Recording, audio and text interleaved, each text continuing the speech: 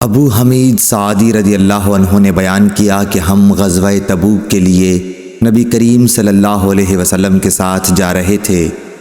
جب آپ وادی قرا مدینہ منورہ اور شام کے درمیان ایک قدیم آبادی سے گزرے تو ہماری نظر ایک عورت پر پڑی جو اپنے باغ میں کھڑی ہے۔ رسول اللہ صلی اللہ علیہ وسلم نے صحابہ رضی اللہ عنہم سے فرمایا کہ اس کے پھلوں کا اندازہ لگاؤ کہ اس میں کتنی کھجور نکلے گی۔ حضور اکرم صلی اللہ علیہ وسلم نے 10 وسق کا اندازہ لگایا، پھر اس عورت سے فرمایا کہ یاد رکھنا اس میں سے جتنی کھجور نکلے۔ جب ہم تبوک پہنچے آپ صلی اللہ علیہ وسلم نے فرمایا کہ آج رات بڑے زور کی آندھی چلے گی، اس لیے کوئی شخص کھڑا نہ رہے اور جس کے پاس اونٹ ہوں تو وہ اسے باندھیں۔ چنانچہ ہم نے اونٹ باندھ لیے اور آندھی بڑے زور کی آئی۔ ایک شخص کھڑا ہوا تھا تو ہوا نے اسے جبل طے پر جا پھینکا، اور ایلا کے حاکم یوحنا بن روبہ نے نبی کریم صلی اللہ علیہ وسلم کو سفید خچر اور ایک چادر کا تحفہ بھیجا۔ حضور صلی اللہ علیہ وسلم نے تحریری طور پر اسے اس کی حکومت پر برقرار رکھا۔ پھر جب وادی قرا واپسی میں پہنچے تو آپ نے اسی عورت سے پوچھا کہ تمہارے باغ میں کتنا پھل آیا تھا؟ اس نے کہا آپ صلی اللہ علیہ وسلم کے اندازے کے مطابق 10 وسق آیا تھا۔ اس کے بعد رسول اللہ صلی اللہ علیہ وسلم نے فرمایا کہ میں مدینے جلد جانا چاہتا ہوں، اس لیے جو کوئی میرے ساتھ جلدی چلنا چاہے وہ میرے ساتھ جلد روانہ ہو۔ پھر جب ابن بکار امام بخاری رحمہ اللہ کے شیخ نے ایک ایسا جملہ کہا جس کے معنی یہ تھے کہ مدینہ دکھائی دینے لگا تو آپ نے فرمایا کہ یہ ہے طابہ۔ پھر آپ نے احد پہاڑ دیکھا تو فرمایا کہ یہ پہاڑ ہم سے محبت رکھتا ہے اور ہم بھی اس سے محبت رکھتے ہیں۔ پھر آپ نے فرمایا کیا میں انصار کے سب سے اچھے خاندان کی نشاندہی نہ کروں؟ صحابہ رضی اللہ عنہم نے عرض کی کہ ضرور کیجئے۔ آپ نے فرمایا کہ بنو نجار کا خاندان، پھر بنو عبد الاشہل کا خاندان، پھر بنو سعدہ کا، یا یہ فرمایا کہ بنی حارث بن خزرج کا خاندان، اور فرمایا کہ انصار کے تمام ہی خاندانوں میں خیر ہے۔ صحیح بخاری حدیث نمبر 1481۔ زکریا نے بیان کیا، کہا کہ میں نے عامر سے سنا، انہوں نے بیان کیا کہ مجھ سے جابر رضی اللہ عنہ نے بیان کیا کہ وہ ایک غزوہ کے موقع پر اپنے اونٹ پر سوار آ رہے تھے۔ اونٹ تھک گیا تھا۔ حضور اکرم صلی اللہ علیہ وسلم کا ادھر سے گزر ہوا تو آپ نے اونٹ کو ایک ضرب لگائی اور اس کے حق میں دعا فرمائی۔ چنانچہ اونٹ اتنی تیزی سے چلنے لگا کہ کبھی اس طرح نہیں چلا تھا۔ پھر آپ نے فرمایا کہ اسے ایک اوقیہ میں مجھے بیچ دو۔ میں نے انکار کیا، مگر آپ کے اصرار پر پھر میں نے آپ کے ہاتھ پر بیچ دیا، لیکن اپنے گھر تک اس پر سواری کو مستثنی کرا لیا۔ پھر جب ہم مدینہ پہنچ گئے تو میں نے اونٹ آپ کو پیش کر دیا اور آپ نے اس کی قیمت بھی ادا کر دی۔ لیکن جب میں واپس ہونے لگا تو میرے پیچھے ایک صاحب کو مجھے بلانے کے لیے بھیجا۔ میں حاضر ہوا تو آپ نے فرمایا کہ میں تمہارا اونٹ کوئی لے تھوڑا ہی رہا تھا، اپنا اونٹ لے جاؤ، یہ تمہارا ہی مال ہے، اور قیمت واپس نہیں لی۔ شعبہ نے مغیرہ کے واسطے سے بیان کیا، ان سے عامر نے اور ان سے جابر رضی اللہ عنہ نے بیان کیا کہ رسول اللہ صلی اللہ علیہ وسلم نے مدینہ تک اونٹ پر مجھے سوار ہونے کی اجازت دی تھی۔ اسحاق نے جریر سے بیان کیا اور ان سے مغیرہ نے کہ جابر رضی اللہ عنہ نے فرمایا تھا، بس میں نے اونٹ اس شرط پر بیچ دیا کہ مدینہ پہنچنے تک اس پر میں سوار رہوں گا۔ عطا وغیرہ نے بیان کیا کہ رسول اللہ صلی اللہ علیہ وسلم نے فرمایا تھا، اس پر مدینے تک کی سواری تمہاری ہے۔ محمد بن منقدر نے جابر رضی اللہ عنہ سے بیان کیا کہ انہوں نے مدینہ تک سواری کی شرط لگائی تھی۔ زید بن اسلم نے جابر رضی اللہ عنہ کے واسطے سے بیان کیا کہ رسول اللہ صلی اللہ علیہ وسلم نے فرمایا تھا، مدینے تک اس پر تم ہی رہو گے۔ ابو زبیر نے جابر رضی اللہ عنہ سے بیان کیا کہ مدینے تک کی سواری کی حضور صلی اللہ علیہ وسلم نے مجھے اجازت دی تھی۔ عامش نے سالم سے بیان کیا اور ان سے جابر رضی اللہ عنہ نے کہ رسول اللہ صلی اللہ علیہ وسلم نے فرمایا، اپنے گھر تک تم اسی پر سوار ہو کے جاؤ۔ عبید اللہ اور ابن اسحاق نے وہب سے بیان کیا اور ان سے جابر رضی اللہ عنہ نے کہ اونٹ کو رسول اللہ صلی اللہ علیہ وسلم نے ایک اوقیہ میں خریدا تھا۔ اس روایت کی مطابقت زید بن اسلم نے جابر رضی اللہ عنہ سے کی ہے۔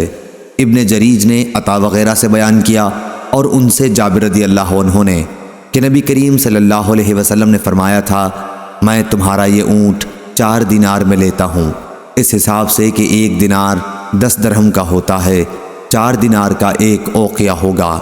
مغیرہ نے شعبی کے واسطے سے اور انہوں نے جابر رضی اللہ عنہ سے ان کی روایت میں، اور اسی طرح ابن المنکدر اور ابو زبیر نے جابر رضی اللہ عنہ سے اپنی روایت میں قیمت کا ذکر نہیں کیا ہے۔ عامش نے سالم سے اور انہوں نے جابر رضی اللہ عنہ سے اپنی روایت میں 1 اوقیہ سونے کی وضاحت کی ہے۔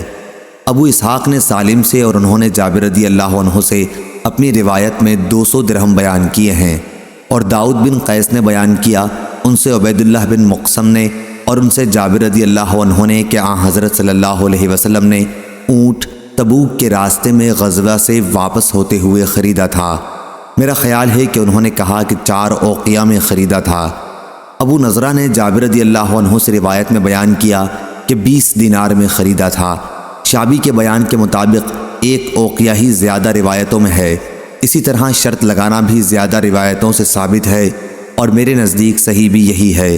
یہ ابو عبداللہ امام بخاری رحمہ اللہ نے فرمایا۔ صحیح بخاری حدیث نمبر 2718۔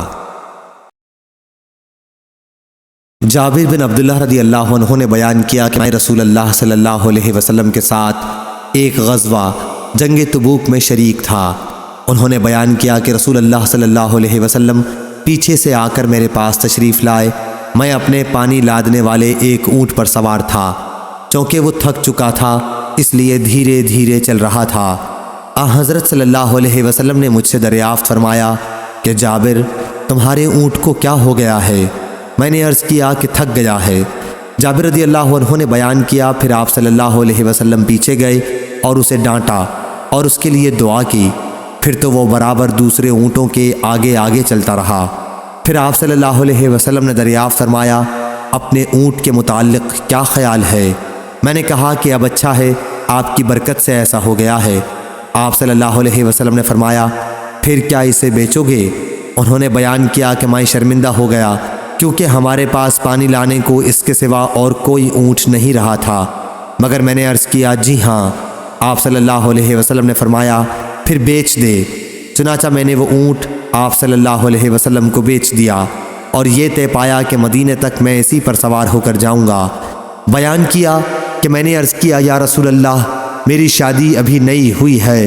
میں نے آپ صلی اللہ علیہ وسلم سے آگے بڑھ کر اپنے گھر جانے کی اجازت چاہی، تو آپ صلی اللہ علیہ وسلم نے اجازت عنایت فرما دی۔ اس لیے میں سب سے پہلے مدینہ پہنچ آیا۔ جب ماموں سے ملاقات ہوئی تو انہوں نے مجھ سے اونٹ کے متعلق پوچھا، جو معاملہ میں کر چکا تھا اس کی انہیں اطلاع دی، تو انہوں نے مجھے برا بھلا کہا، ایک اونٹ تھا تیرے پاس، وہ بھی بیچ ڈالا، اور اب پانی کس پر لائے گا؟ جب میں نے حضور اکرم صلی اللہ علیہ وسلم سے اجازت چاہی تو آپ نے مجھ سے دریافت فرمایا تھا کہ کنواری سے شادی کی ہے یا بیوہ سے؟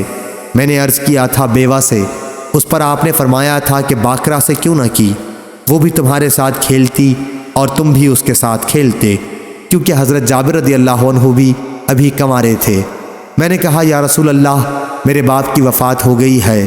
یہ کہا کہ وہ احد میں شہید ہو چکے ہیں اور میری چھوٹی چھوٹی بہنیں ہیں، اس لیے مجھے اچھا نہیں معلوم ہوا کہ انہی جیسی کسی لڑکی کو بیاہ کے لاؤں جو نہ انہیں ادب سکھا سکے نہ ان کی نگرانی کر سکے۔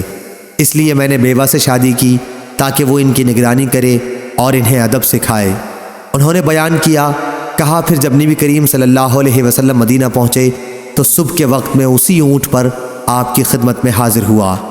حضرت صلی اللہ علیہ وسلم نے مجھے اونٹ کی قیمت عطا فرمائی اور پھر وہ اونٹ بھی واپس کر دیا۔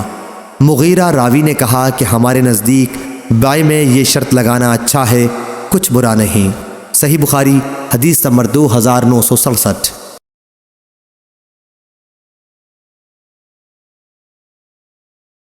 لیث بن سعد نے بیان کیا، ان سے عقیل نے، ان سے ابن شہاب نے، ان سے عبد الرحمن بن عبداللہ بن کعب بن مالک نے، اور ان سے عبداللہ بن کعب بن مالک نے، وہ حضرت کعب بن مالک رضی اللہ عنہ کو ساتھ لے کر چلتے تھے جب وہ نابینا ہو گئے تھے۔ عبداللہ نے بیان کیا کہ میں نے حضرت کعب بن مالک رضی اللہ عنہ سے سنا، وہ غزوہ تبوک میں اپنی غیر حاضری کا قصہ بیان کر رہے تھے۔ کہا کہ اللہ کی قسم، سچ بولنے کا جتنا عمدہ پھل اللہ تعالیٰ نے مجھے دیا کسی کو نہ دیا ہوگا۔ جب سے رسول اللہ صلی اللہ علیہ وسلم کے سامنے میں نے اس بارے میں سچی بات کہی تھی، اس وقت سے آج تک کبھی جھوٹ کا ارادہ بھی نہیں کیا، اور اللہ نے اپنے رسول صلی اللہ علیہ وسلم پر یہ آیت نازل کی تھی کہ بے شک اللہ نے نبی پر اور مہاجرین و انصار پر رحمت کے ساتھ توجہ فرمائی، آخر آیت مع الصادقین تک۔ صحیح بخاری حدیث نمبر 4678۔ زید بن ارقم رضی اللہ عنہ نے بیان کیا کہ میں ایک غزوہ تبوک میں تھا اور میں نے منافقوں کے سردار عبداللہ بن ابی کو یہ کہتے سنا کہ جو لوگ مہاجرین رسول کے پاس جمع ہیں ان پر خرچ نہ کرو تاکہ وہ خود ہی رسول اللہ صلی اللہ علیہ وسلم سے جدا ہو جائیں۔ اس نے یہ بھی کہا اب اگر ہم مدینہ لوٹ کر جائیں گے تو عزت والا وہاں سے ذلت والوں کو نکال باہر کرے گا۔ میں نے اس کا ذکر اپنے چچا سعد بن عبادہ انصاری رضی اللہ عنہ سے کیا یا حضرت عمر رضی اللہ عنہ سے اس کا ذکر کیا، راوی کو شک تھا۔ انہوں نے اس کا ذکر نبی کریم صلی اللہ علیہ وسلم سے کیا۔ حضرت صلی اللہ علیہ وسلم نے مجھے بلایا، میں نے تمام باتیں آپ کو سنا دیں۔ حضرت صلی اللہ علیہ وسلم نے عبداللہ بن ابی اور اس کے ساتھیوں کو بلا بھیجا۔ انہوں نے قسم کھا لی، کہا کہ انہوں نے اس طرح کی کوئی بات نہیں کہی تھی۔ اس پر حضرت صلی اللہ علیہ وسلم نے مجھ کو جھوٹا سمجھا اور عبداللہ کو سچا سمجھا۔ مجھے اس کا اتنا صدمہ ہوا کہ ایسا کبھی نہ ہوا تھا۔ پھر میں گھر میں بیٹھ رہا، میرے چچا نے کہا کہ میرا خیال نہیں تھا کہ حضرت صلی اللہ علیہ وسلم تمہاری تکذیب کریں گے اور تم پر ناراض ہوں گے۔ پھر اللہ تعالیٰ نے یہ صورت نازل کی، جب منافق آپ کے پاس آتے ہیں۔ اس کے بعد حضرت صلی اللہ علیہ وسلم نے مجھے بلوایا اور اس صورت کی تلاوت کی اور فرمایا کہ اے یزید، اللہ تعالیٰ نے تم کو سچا کر دیا ہے۔ صحیح بخاری حدیث نمبر 4900۔